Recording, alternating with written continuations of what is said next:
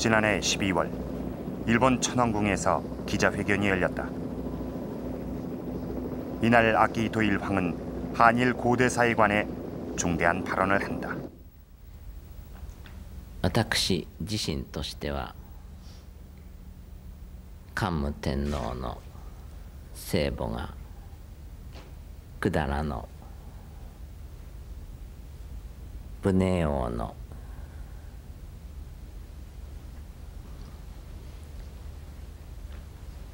子孫であると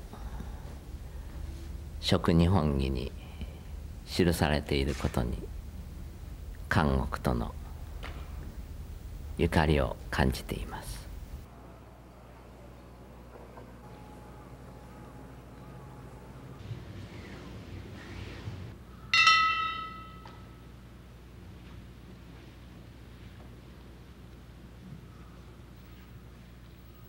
일본인들에겐 권위의 상징이요 신성한 존재로 인식돼 온 천황.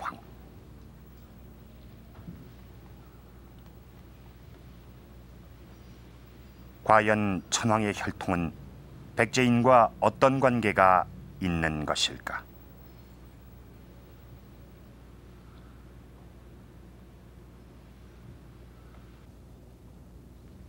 先に日本国憲法および皇室典範の定めるところによって皇位を継承しましたが 일본 칸무 천황의 생모가 백제 무령왕의 자손이다. 이전에도 일황은 한일 고대사에 대해 몇 차례 언급을 했습니다마는 대개 고대 한일 간의 문화적 교류가 있었다는 그런 내용이었습니다.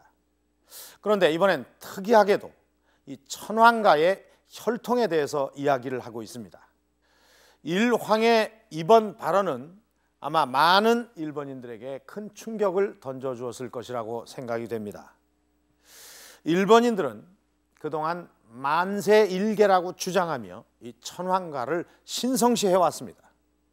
만세일계, 즉 대륙의 피가 전혀 섞이지 않은 순수한 일본인들만의 그 혈통이 대대로 이어져 내려왔다는 것입니다. 그래서 일본 천황가의 혈통에 대해서 의문을 갖거나 또는 그 언급하는 것조차도 그동안 금기시해왔던 것입니다.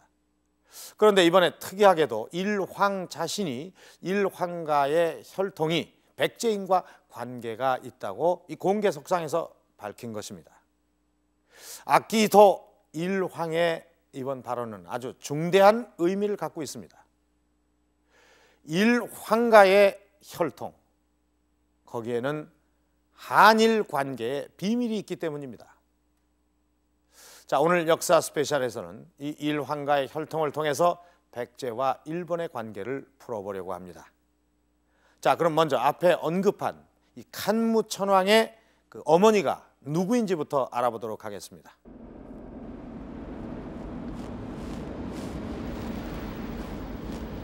일본 오사카부 히라카다시엔 그 이름부터 이목을 끄는 신사가 있다. 백제왕 신사. 백제왕을 조상신으로 모시는 신사다.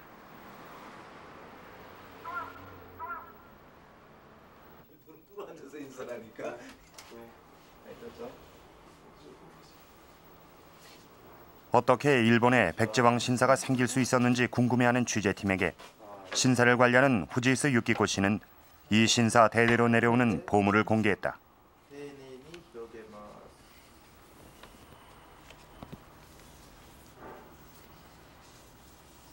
이것은 신사가 생긴 경위를 적은 15세기의 기록이다. 기록에 의하면 백제왕 신사는 8세기 중엽 일본의 통치자 쇼무 천황의 칙령으로 건립됐고 그 후 칸무 천황도 이곳을 자주 드나들었다고 한다. 昔は桓武天皇がたびたび家来を連れてこの地に訪れてまた百済寺を安在所として、多くの百済人たちが百済の楽を天皇に奉納して歓待をした、そのようににぎわった寺でありますのに、また神社でありましたのに、今は荒れ果てて非常に見る影もないことを悲しんで、後世の人たちにこのように立派な寺であり神社であったことを伝えがために記したと書いてございます。 건립 당시에는 오사카 일대에서 규모가 큰 절 중에 하나였던 백제왕 신사. 당시에 화려했던 건물들은 모두 사라지고 없지만 그 웅장한 규모를 짐작할 수 있는 흔적만은 여전히 남아 있었다.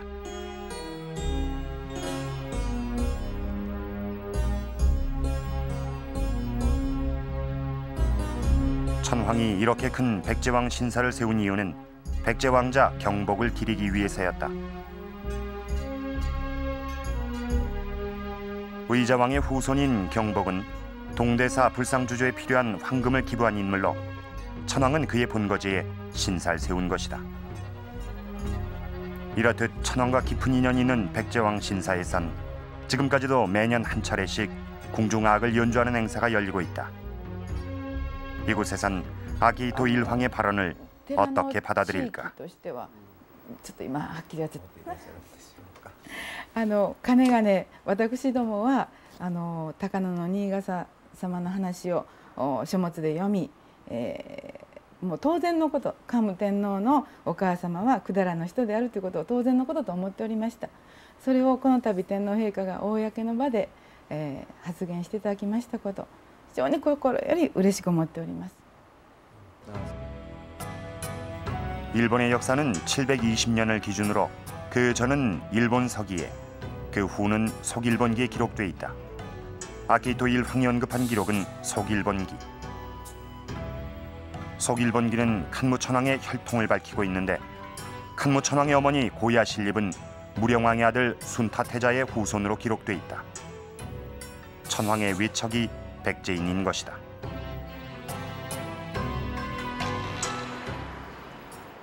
간무천왕의 흔적을 가장 쉽게 찾을 수 있는 곳은 일본 교토. 일본의 대표적인 문화유적 도시인 교토의 중심부엔 거대한 궁궐이 있다. 8세기 말부터 무려 1100여 년 동안 일본의 수도였던 평안경이다.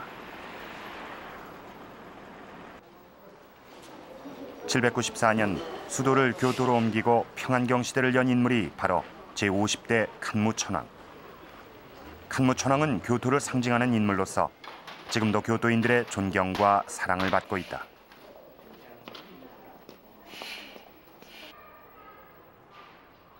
수도 천도 외에도 간무천왕의 행적 중 주목할 만한 사실이 있다. 간무천왕은 자신의 외척을 백제인이라 밝히고 조정의 요직에 백제인을 내세운 것이다.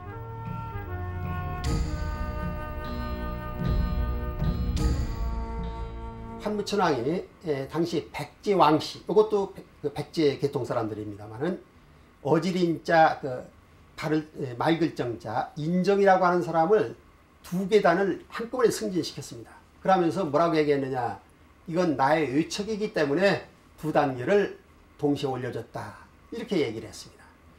그 다음에 자기 측근에 스가노 마미치라고 하는 이런 사람이 있었습니다만은 측근으로서 권력을 휘둘렀다는 사람입니다.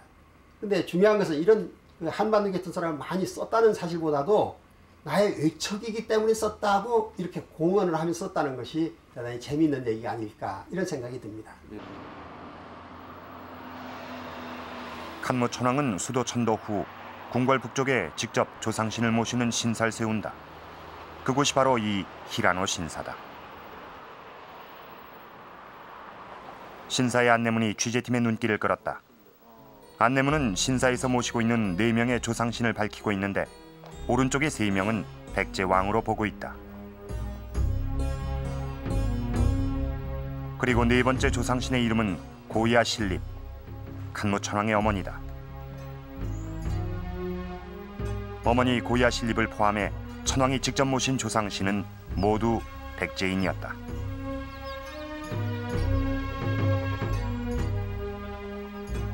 간무천왕은 그만큼 어머니의 혈통을 소중하게 여겼던 것이다.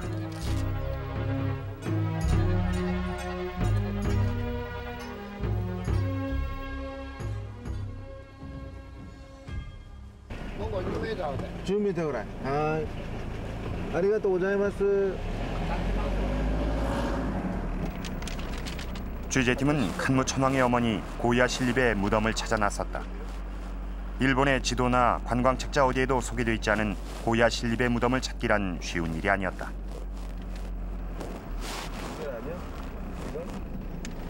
교토 서쪽의 외곽 마을을 찾아다니던 중 취재팀은 평범한 돌비석 하나를 발견했다. 아 여기 있네. 어디? 여기 있다. 네 맞네. 아이고 이렇게. 비석은 이곳이 칸무 천황의 어머니의 무덤임을 말해주고 있었다.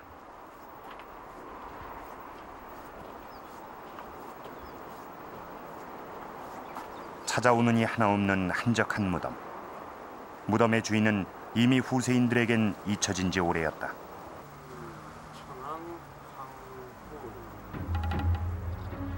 그러나 백제인 황후의 무덤은 일본 천황의 혈통을 말없이 증언해주고 있었다.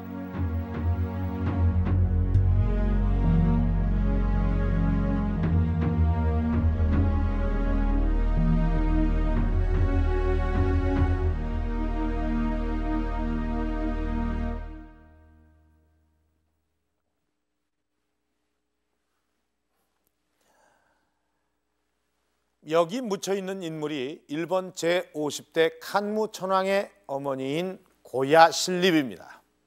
고야 신립은 백제인이고 무령왕의 후손입니다. 자, 계보를 한번 보시죠. 백제 제25대 왕이 여기 보시는 이 무령왕입니다. 그리고 같은 시기 일본에는 이 개체 천왕이 있었습니다. 무령왕의 아들이 요 순타 태자입니다. 이 순타 태자의 직계 후손 중에는 화을계라는 사람이 있었습니다. 자, 이 화을계는 일본 조정에서 기록을 담당하는 그런 중신이었습니다. 그런데 그 딸이 이 고야 신립입니다. 이 고야 신립은 일본 제49대 광인 천왕에게 시집을 가게 되고 이 고야 신립과 광인 천왕 사이에 태어난 사람이 바로 칸무 천왕입니다. 일본 천황가의 외척이 백제인이 된 것입니다. 자, 그런데 여기서 한 가지 의문이 생깁니다. 어떻게 해서 이 무령왕의 직계 후손이 일본 천황가와 혼인관계를 맺을 수 있었는가 하는 점입니다.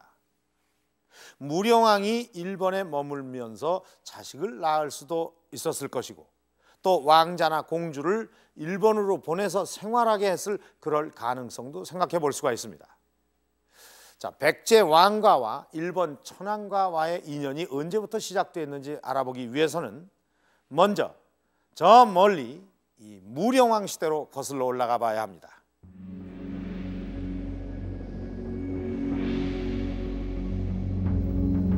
지난 1971년 충남 공주시에서는 세상을 깜짝 놀라게 했던 발굴이 있었다. 기록 속에서만 전해지던 백제 제25대 무령왕이 그 모습을 드러낸 것이다.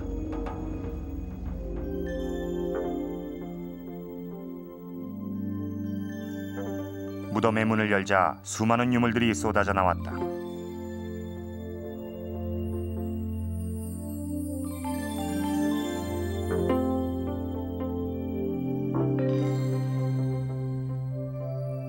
이 화려한 유물들은 백제사의 수많은 비밀들을 알려주고 있었다. 그 유물 중 또 하나의 주목할 만한 것은 무덤 입구에서 발견된 묘지석.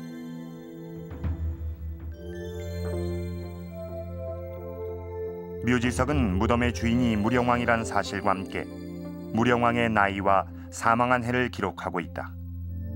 무령왕, 즉 사마왕은 나이가 62세 되는 계묘년, 즉 523년 5월 7일에 돌아가셨다는 것이다. 계묘년 5월 7일 그리고 62세의 나이로 이제 붕어하셨다는 그런 이제 기록이 보이고 있습니다. 이걸 통해서 이제 무령왕의 출생 연대를 역산해 볼 수가 있습니다. 462년에 이제 태어났다는 것을 알 수 있고, 그러니까 백제 왕 가운데 이제 출생 연도가 최초로 확인되는 그런 이제 상황이라고 볼 수 있고, 그것을 규명해 줄 수 있는 중요한 단서가 되는 게 이제 무령왕은 매직권이 이제 되는 것입니다. 무령왕이 생전에 불렸던 이름은 사마왕. 그런데 그 시기 일본 서기에는 사마왕의 이름이 등장한다. 그것은 사마왕의 출생 설화였다.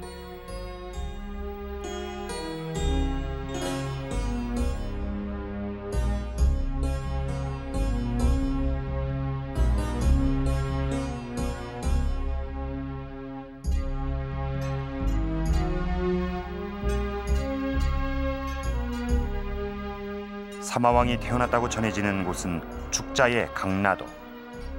이곳은 어디일까?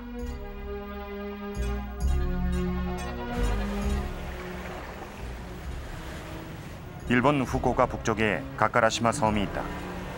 부산에서 후쿠오카로 들어가는 길목에 위치한 이 섬이 바로 그 강나도다.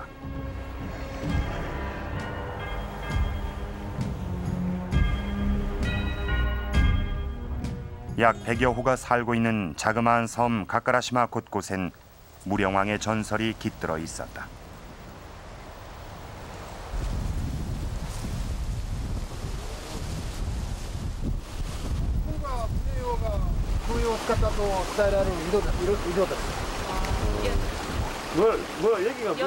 신기하게도 무령왕의 전설이 깃든 이 우물은 아무리 가문 날에도 마르지 않는다고 한다.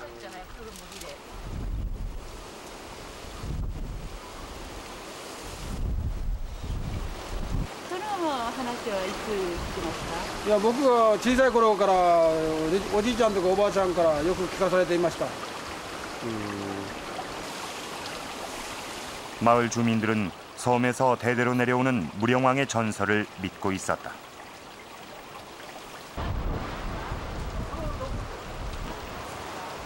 마을 주민은 이번엔 취재팀을 우물 인근의 해안가로 안내했다. 그곳엔 자연적으로 형성된 해안 동굴이 하나 있었다.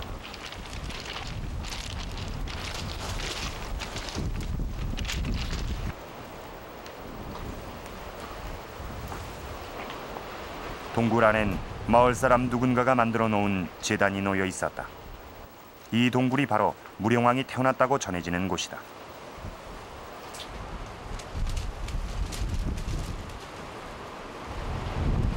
ここはですね、約1500年ぐらい前にですね、日本と韓国の交流が盛んな時に、この沖合で、航行中に、産経づきましてですね、一番近い島に寄ってここの洞窟で、お産されて、その上の方で産湯を使ったと言われているところなんです。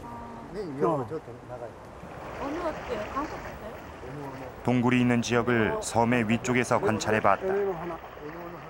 안으로 깊숙하게 파여있는 해안선은 외부의 위험으로부터 안전해 보였다. 탄생설화 이외에도 가카라시마 섬엔 언제 생겼는지 모르는 독특한 지명들이 많다고 한다. 섬의 북쪽, 마치 꼬리처럼 달려있는 이곳의 지명은 에노요노, 태라는 뜻을 가지고 있는 외래어다. この宗用と関係がある言葉と思っております。なぜかと言ったらお産の時ですね、へそのにこれが形が似ているからですね、エノウの花と付けられたと思っております。 그런데 무령왕의 전설이 왜 하필 이곳에 남아있는 것일까? 섬의 북쪽 언덕에 오르면 눈앞에 이끼섬이 보인다. 가카라시마와 이끼섬은 한반도에서 일본 본토를 잇는 일직선상에 놓여 있다. 그래서인지 지금도 해안가에는 해류를 따라 한반도에서 밀려온 부유물들이 눈에 띈다. 엉덩주? どうやって知ってます? どうやってわかります? 이게 어디서 오는 거예요? 어디 저쪽에서? これがどこから来ました? これは韓国北の方からでしょ.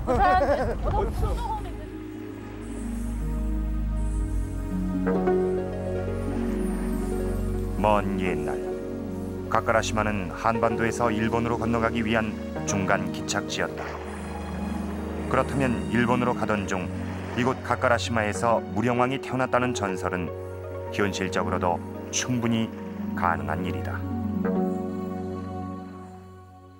곤지 일행이 일본으로 가는 도중 저 가카라시마 섬에서 무령왕이 태어났다는 것이 지금까지 알려져 있는 무령왕의 출생설입니다. 그렇다면 무령왕은 그 후 어디로 갔을까요? 자, 1번 서기에는 태어나자마자 배에 태워서 본국으로 보냈다고 기록이 되어 있습니다. 그런데 이 무령왕이 동성왕의 뒤를 이어 왕위에 오르기까지 그 무령왕의 행적에 대한 기록이 백제나 일본 어디에도 남아있지 않습니다. 무령왕이 왕위에 오른 나이가 40살이니까 무려 40년의 세월이 수수께끼로 남아있는 것입니다. 무령왕이 일본에 살았다는 것만으로 이 무령왕의 후손과 천황가가 어떻게 혼인관계를 맺었는지 설명할 수가 없습니다. 아마 지금까지 밝혀지지 않은 그 40년의 세월에 해답이 들어있을 것입니다. 자, 그럼 지금부터 이 무령왕이 왕위에 오르기 전까지 과연 어디서 무엇을 하고 있었는지 그 행적을 추적해 보도록 하겠습니다. 일본 제2의 도시 오사카. 이곳은 고대부터 난파진으로 불리는 국제 항구였다.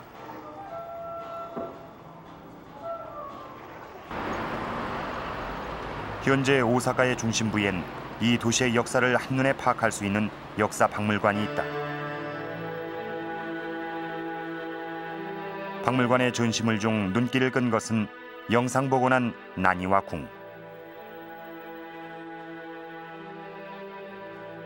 지금은 역사 박물관 앞에 그 터만 남아있을 뿐이지만 1300년 전 한때 이 나니와 궁은 일본 고대사의 중심지였다.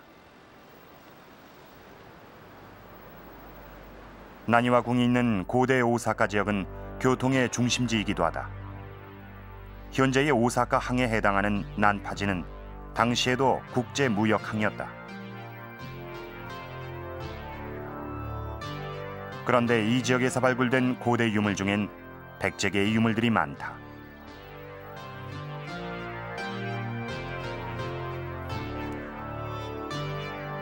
최근에 발굴돼 화제를 불러일으킨 이 토기는 이곳에 백제 니사가 있었다는 사실을 말해주고 있다. 오사카라고 하는 것이 4세기나 5세기 때에는 늪지대였습니다. 근데 특히 5세기에 백제에서 삼국 전체라고 할 수도 있습니다. 주로 백제에서 토목이나 관계 기술자들과 더불어서 많은 인민들이 건너간 걸로 되어 있습니다. 그 사람들이 바로 오사카의 관계 시설을 했습니다. 그래서 일본 고대 국가의 기반을 닦은 사람들이 바로 이 5세기에 건너간 기술자들과 인민이다. 이렇게 얘기할 수 있을 겁니다. 5세기 후반경 백제인들은 대거 일본으로 이주한다. 이때 백제인들은 대마도와 규슈를 지나 일본 내해를 거쳐 종착지인 난파진에 이른다. 바로 이 5세기 후반쯤 일본으로 건너간 백제 왕자 곤지 일행의 항로도 이와 같았을 것이다. 곤지 일행은 길고 긴 항해 끝에 난파진에 도착한다. 그 후 곤지 일행은 어디로 갔을까?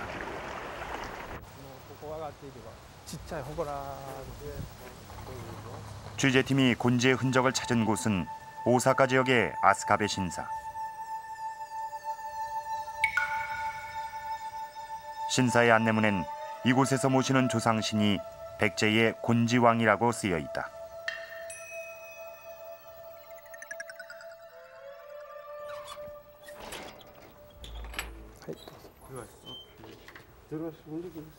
곤지는 일본에서 15년 동안 머문 것으로 알려져 있다.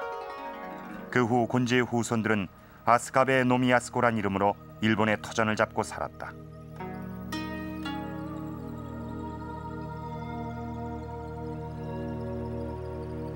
백제계인 아스카베 씨는 조상인 곤지를 기리기 위해 3,000평가량의 터전에 신사를 지었는데 그곳이 지금의 아스카베 신사다.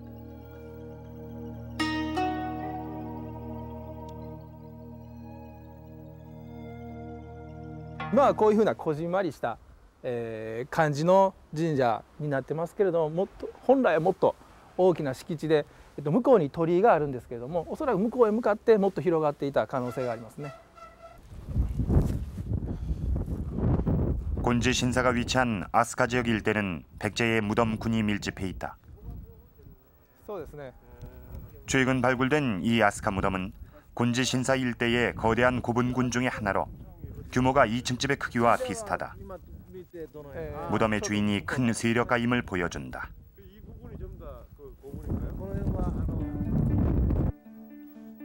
이 무덤에서 출토된 작은 토기들. 일본 고분에선 출토되지 않는 백제식 토기다.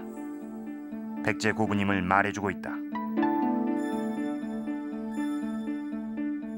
飛鳥部神社の、最新ですね、神様が、百済の金清という王様の、なんですけども、おそらくこの飛鳥千塚古墳群を作った人たちというのはその金清の子孫たち、つまり百済の人たちの、お墓だと思います。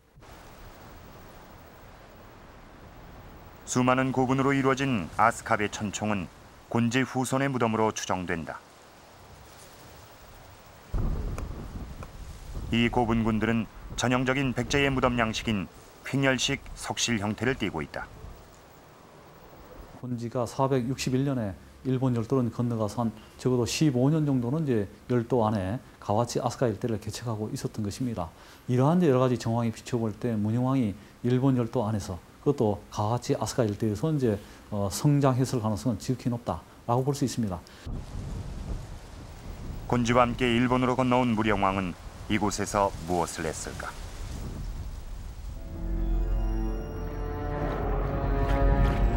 그 해답을 얻기 위해서는 당시의 시대 상황을 이해해야 한다. 무령왕이 일본으로 건너간 후인 475년, 고구려 장수왕은 3만의 군사를 이끌고 백제의 수도 한성을 공격한다.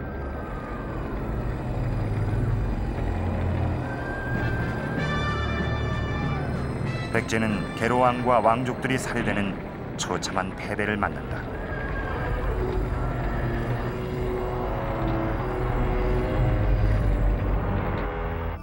그런데 바로 이 시기 주목할 만한 기록이 있다.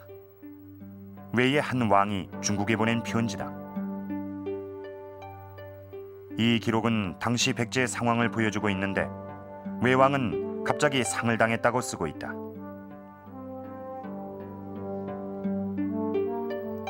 또 3년 상을 마치고 고구려를 치겠다는 적개심을 드러내고 있다.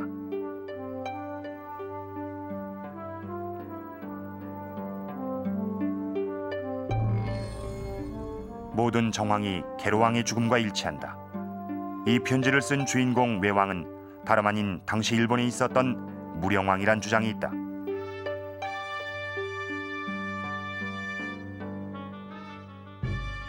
(475년경에) 갑자기 돌아가셨다, 이런 얘기를 하는데 475년경에 갑자기 돌아갔다는 분은 삼국사기나 일본서기를 볼 것 같으면은 계로왕과 그 왕자, 그리고선 그 대비가 고구려군에 붙잡혀서 참수를 당하는 그런 내용밖에 없습니다. 따라서 이 외왕무는 계로왕의 태자다, 계로왕의 왕자다, 이렇게 밖에 볼 수가 없습니다.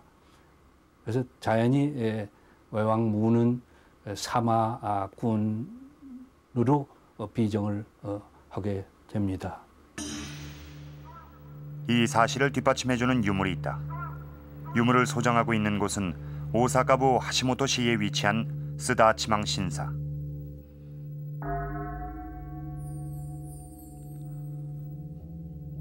일본의 국보급 유물인 이 청동 거울은 거울 뒷면에 9명의 왕족들이 새겨져 있어 인물 화상경이라 불린다.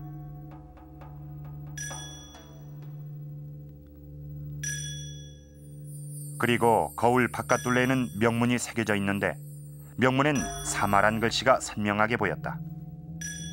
사마는 곧 백제의 무령왕을 뜻한다.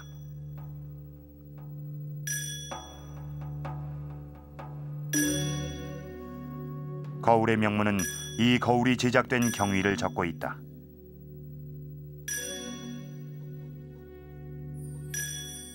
명문에 따르면 인물화 상경은 503년 사마왕이 일본에 있는 남제왕에게 보낸 것이다.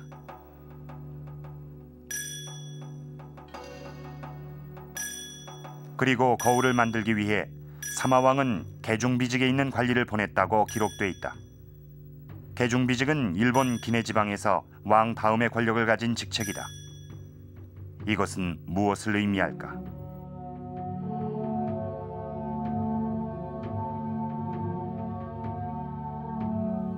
사마왕이 본국으로 환국하고 난 직후에 만든 이 인물화상경은 즉시에게 대해서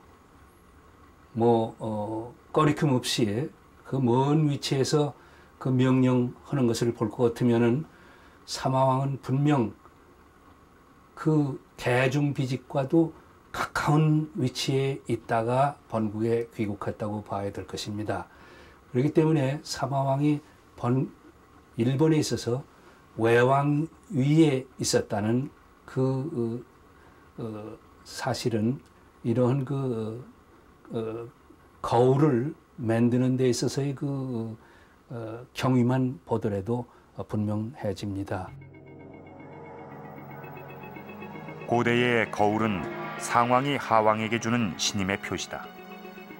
소진철 교수의 주장에 따르면 외왕에 있었던 무령왕이 귀국 후 일본의 남제왕에게 신임의 표시로 이 거울을 보냈다는 것이다. 무령왕이 외왕이었을 것이다. 참으로 놀라운 이야기입니다만 그럴 가능성은 충분히 있는 것 같습니다. 자, 이 지도를 한번 보시죠. 자, 지금 여기가 바로 오사카 지역입니다. 자, 이 일대는 지금도 백제 유적들이 아주 많이 남아있는 곳입니다. 그만큼 고대 백제인들이 아주 많이 살고 있었던 곳입니다. 자, 이 지도를 한번 확대를 해보겠습니다. 자, 여기가 지금 보시는 대화 지역. 그러니까 이 지역을 야마토라고 합니다. 이 무령왕 시대 일본은 지금 보시는 것처럼 이렇게 여러 개의 이 소국들이 공존하고 있었는데요. 이 소국들 중에 하나가 바로 이 야마토웨입니다. 일본에서는 이 야마토웨를 최초의 고대 국가로 보고 있는데요. 천황가의 계보에도 이 야마토웨 왕들이 포함이 되어 있습니다. 그런데 이 지역 일대는 곤지가 일본에 건너가서 커다란 세력을 형성한 곳이기도 합니다. 고대 이 지역의 인구 중 80~90%가 백제인이었다고 할 정도로 이곳엔 많은 백제인들이 살고 있었습니다. 그렇다면 이 지역 왕이 백제인일 가능성은 얼마든지 있는 것입니다. 이 무령왕이 외왕으로 머물렀던 것도 이 야마토 일대로 추정이 되고 있습니다. 한때 일본의 야마토 지역을 지배했던 왕이 백제인이었다. 그렇다면 천황과 이 백제인은 어떤 관계였을까요? 30여 년간 한국 가족제도의 연구에 몰두해온 사회학자가 갑자기 한일 고대사의 진실을 파고들기 시작했다. 그것이 벌써 20여 년 전. 그 후로 최재석 교수는 독보적인 저술 활동을 통해 천황이 백제인이란 주장을 펼쳐오고 있다. 최 교수가 그 주장의 근거로 제시한 것은 신찬성시록.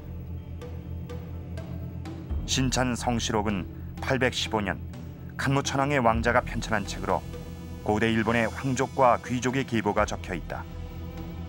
그중 황족의 계보에는 천황이 백제인이란 결정적인 증거가 기록돼 있다고 한다.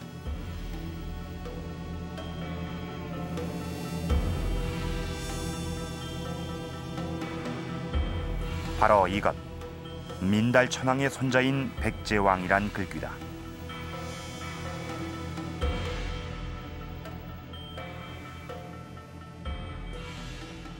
다른 천황들도 전부 민달 천황의 조상이고 후배입니다. 후손입니다.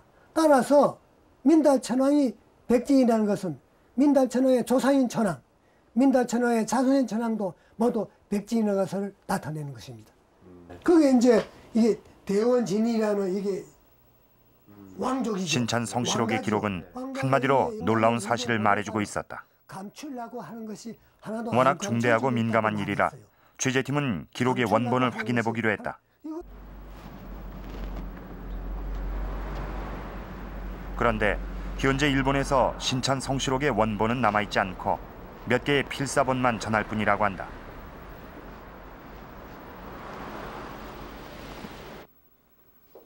취재팀은 수소문 끝에 신찬 성시록의 필사본을 소장하고 있는 우에다 선생을 만났다.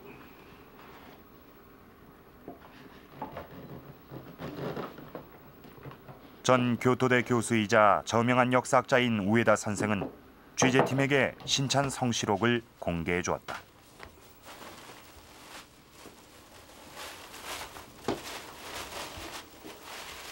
우에다 가문의 대대로 전해 내려오고 있는 이 신찬 성시록은 가장 오래된 필사본 중에 하나다.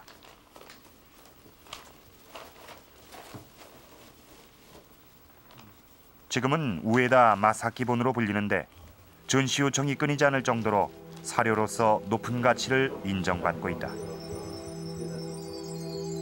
신찬 성시록의 원본을 그대로 베껴 썼다는 이 필사본에도 문제의 그 내용이 담겨 있을까?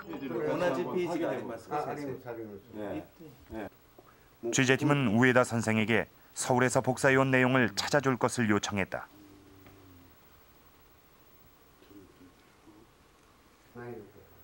최재석 교수가 취재팀에게 제시한 내용은 필사본에도 그대로 기록돼 있었다. 취재팀은 우에다 선생에게 이 기록의 해석을 요청했다. 大原の真人という氏族がいますと。でこの人の祖先はね百済の王様ですというように書いてるわけです。で島根の真人という人も住んでいますと。 그런데 우에다 선생은 민달 천왕 부분을 해석하지 않았다. 百済の親王の子孫ですというように書いてるわけです。 취재팀은 다시 한번 기록의 의미를 물었다. 민달의 손자가 되나요? 대원진인이? そうなりますと先生、大元誠何人は美達天皇の孫ですか? 취재팀의 집요한 질문에 그제서야 우에다 교수는 원문 전체를 해석했다. 百済王という人だというように書いてるわけです。じゃないかという議論をですね. 천왕 자신이 백제인이라고 분명히 쓰여진 이 기록에 대해 우에다 선생은 어떻게 생각할까? 百済系の桓武天皇のお母様のようにね、百済系の血脈がね、血の流れが深い関係を持っていたということは確かです。確かですけれども、日本の天皇の先祖が百済の王であるということには直結しません。百済の王族と密接な関係があったということは事実ですけれども、だから天皇家の先祖は百済であると、百済の王であるというようには単純に言えません。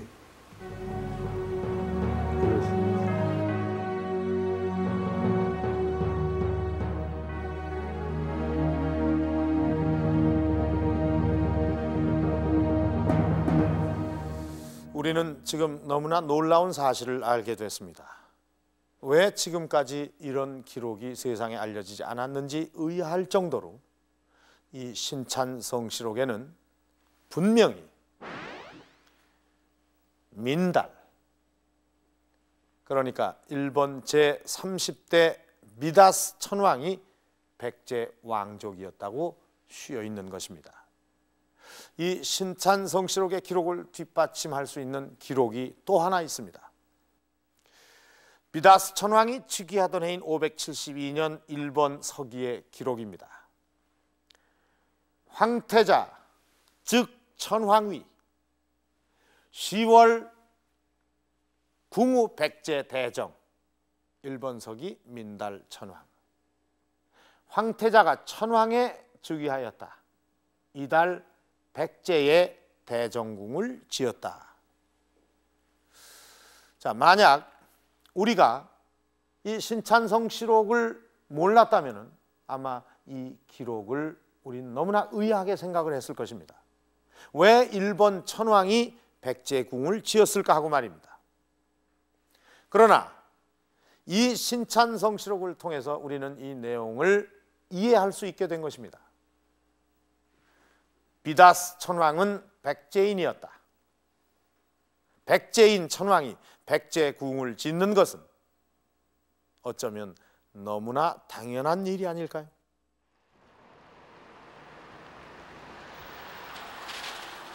일본 나라현. 현재 백제란 지명으로 불리고 있는 이 지역엔 멀리서도 눈에 띄는 3층 탑이 있다. 이곳이 백제사, 즉 백제의 절이다.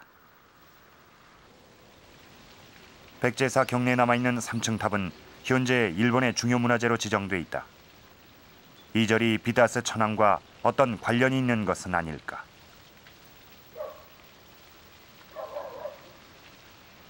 절 옆에 신사가 같이 있는 것으로 보아 이 절의 중요성을 알 수 있다.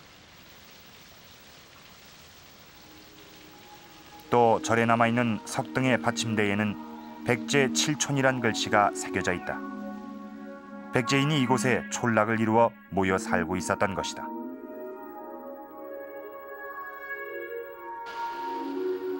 그러나 비다스 천왕이 지었다는 백제궁의 흔적은 그 어디에도 남아있지 않았다. 그런데 일본 역사상 백제궁은 또 하나 있었다.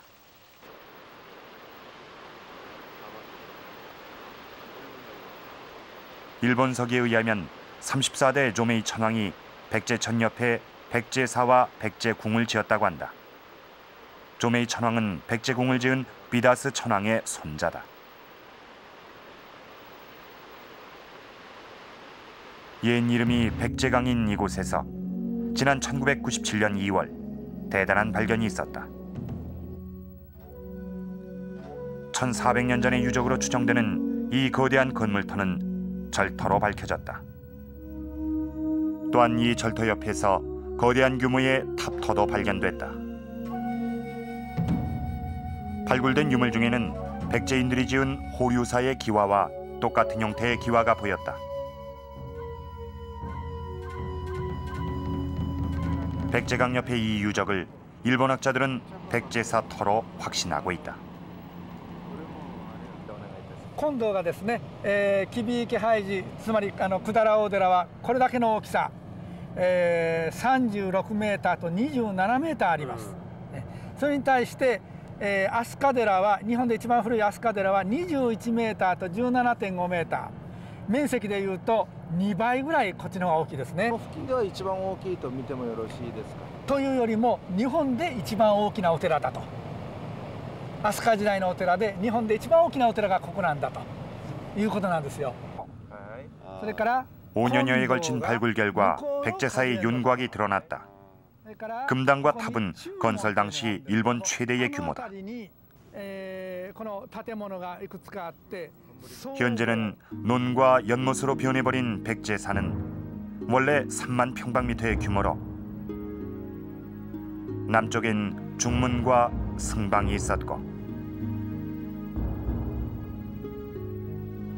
내부에는 거대한 금당과 탑 그리고 강당으로 보이는 건물이 있었다.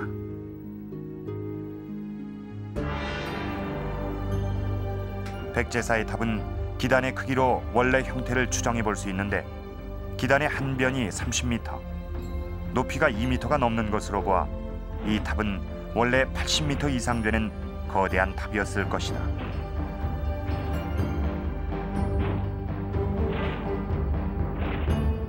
기록에 의하면 조메이 천왕은 백제천 옆에 구중탑을 세웠는데 이 탑이 바로 그 기록의 구중탑으로 추정된다.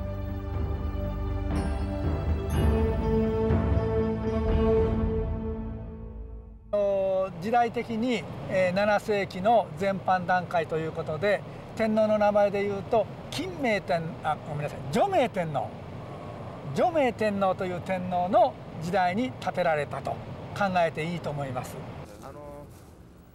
이곳이 조메이 천왕이 백제사와 구중탑을 세운 현장이라면 이 인근 어딘가에는 또한 그가 지은 백제궁이 있어야 한다. この辺りの田んぼの下にあるんじゃないかと思うんですけどね。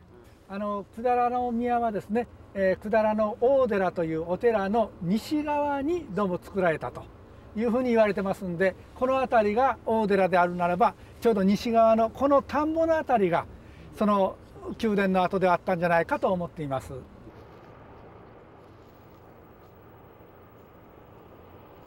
백제사의 서쪽 지역은 현재 논으로 사용되고 있다. 아직 발굴 작업이 이루어지지 않아 궁의 흔적은 확인할 수 없지만 단단한 집안으로 보아 일본 학자들은 이곳을 백제궁 터로 추정하고 있다.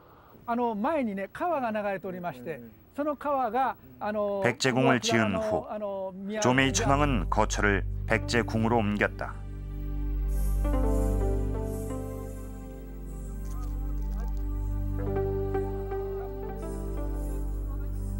그런데 그 이듬해인 641년 일본서기 기록엔 주목할 만한 내용이 있다. 641년 10월 천왕이 백제궁에서 돌아가셨다. 왕궁 북쪽에 안치하고 이것을 백제대빈이라고 불렀다. 백제대빈, 이것은 백제의 3년상을 의미한다. 일본 천황의 어떤 빈소를 백제대빈이라고 굳이 그런 명칭을 사용했다고 하는 것은 어떤 귀소 본능이랄까, 귀소감 속에서 백제하고 어떤 귀소적인 연계성 이런 것을 이제 충분히 엿보여 준다라고 이제 볼 수 있을 것 같습니다. 보면은 이제 수구초심이라고 하는 말도 있고 하듯이 이제 죽을 때는 이제 자기가 태어난 그 동네를 바라본다. 뭐 하듯이 백제대빈이라고 하는 시신을 안치해두는 장소의 명칭이 백제가 들어가고 있다는 것은 이 천황의 어떤 계통이랄까 이런 것을 이제 짐작하게 해주는 그런 이제 단서가 될 수 있다고 이제 볼 수 있는 것입니다. 백제인 비다스 천황의 손자 조메이 천왕. 그는 백제인들이 모여 사는 지역에 백제사와 백제궁을 짓고 그곳에서 살다 세상을 떠났다. 그리고 장례 절차도 철저히 백제의 의식을 따른 것이다.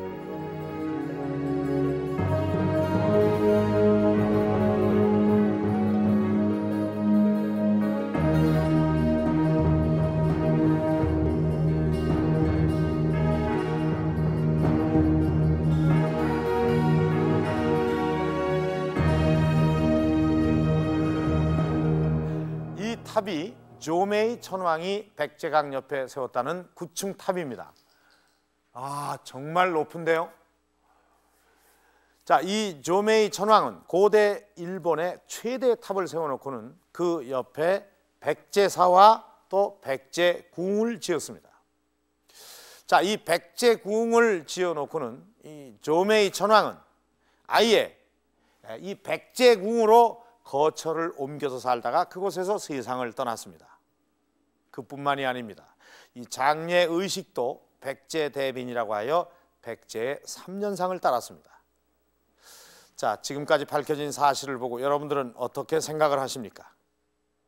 이 비다스 천왕과 조메이 천왕의 계보를 따져보면 일본 천왕가의 상당수가 백제인이라는 결론이 나옵니다.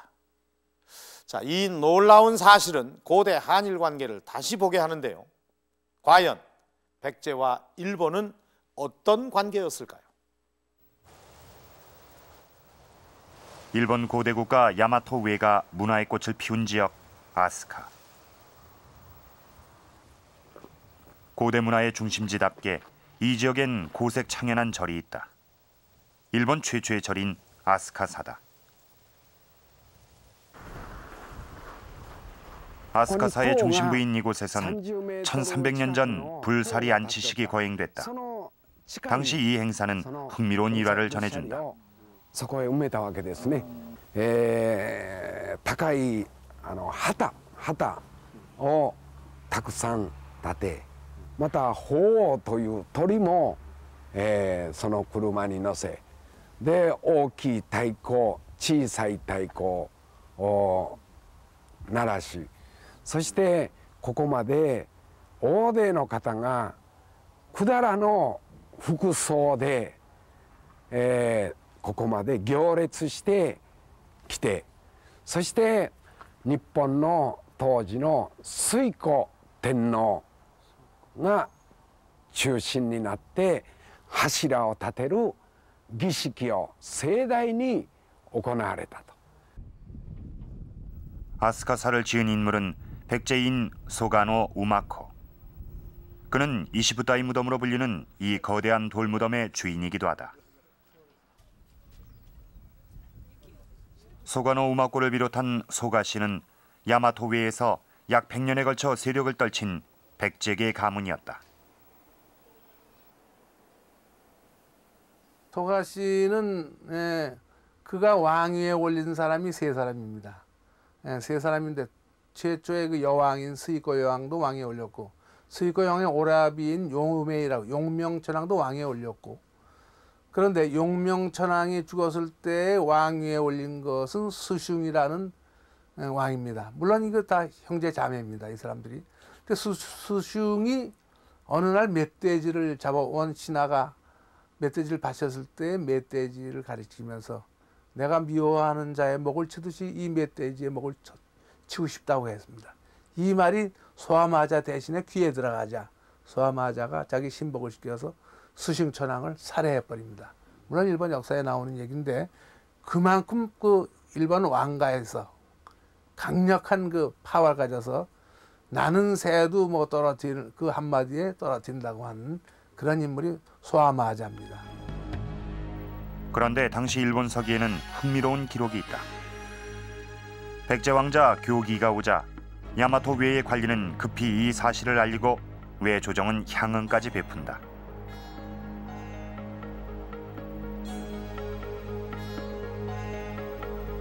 주목할 것은 백제인 실력자 수아마자가 교기와 수시로 대화했다는 내용인데 이것은 일종의 정치 보고였다는 해석이 가능하다.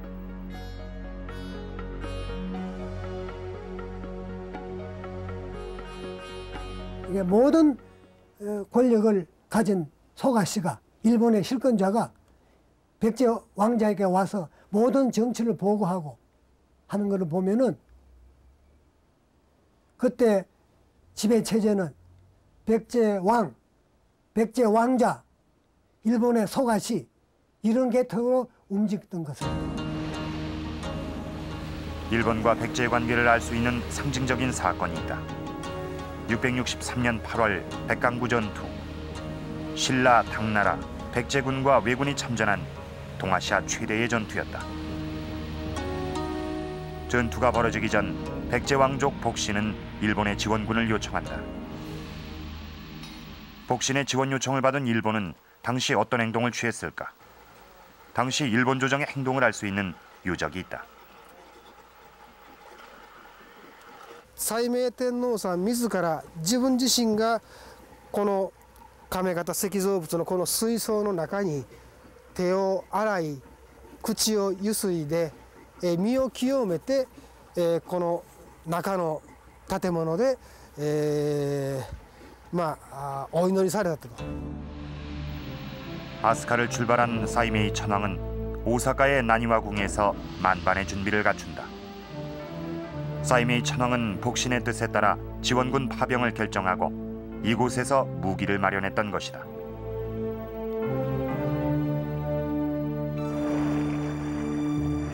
다시 사이메이 천왕은 군사를 이끌고 나니와에서 하카다 지역으로 이동한다.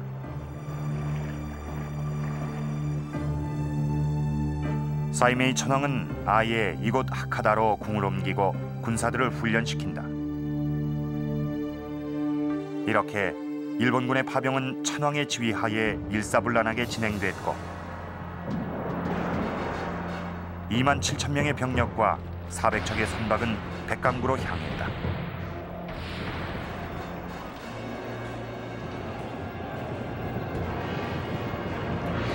그러나 백제와 왜군은 패배했다.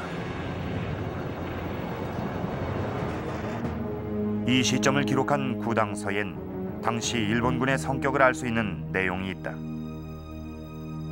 백제의 왕자가 왜군과 탐라국사를 함께 인솔하여 투항했다는 것이다. 군사를 거느리고 투항했다는 것은 단순한 동맹관계로는 불가능한 일이다. 이것을 뭐래 의미하냐면은 백제 왕자 내지 백제 왕이 왜군을 통솔하고 나다 연합군과 싸우고 또 진직과 왜군을 거느리고 항복했던 겁니다. 결국은 백제 왕과 백제 왕자가 일본을 통치한 최고 권력자라 할 수 있겠습니다. 백강구 전투. 그것은 당시 백제와 일본의 관계를 상징적으로 말해주고 있다.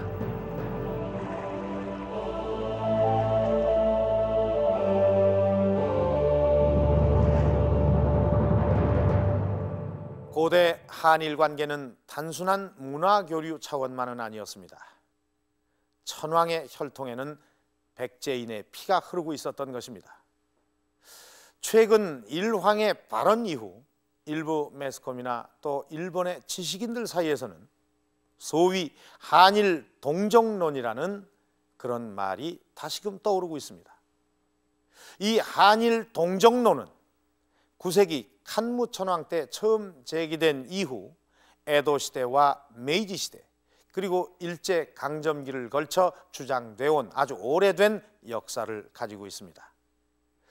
말 그대로 한국과 일본 두 나라가 같은 피를 나눈 민족이라는 이 한일 동정론은 그 뜻은 하나지만 여러 개의 얼굴을 가지고 있었습니다. 때론 교류와 협력의 차원에서 또 때론 침략의 명분으로 사용되기도 했던 것입니다.